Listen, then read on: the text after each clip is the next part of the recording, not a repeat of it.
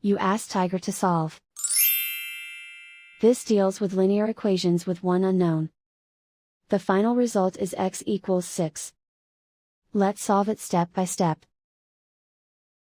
Group all constants on the right side of the equation. Subtract 7 from both sides. Simplify the arithmetic.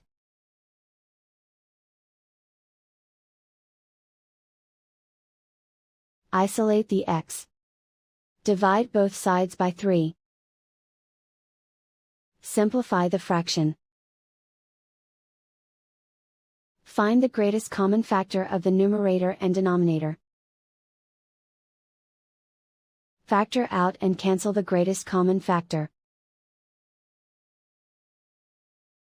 And so the final result is x equals 6.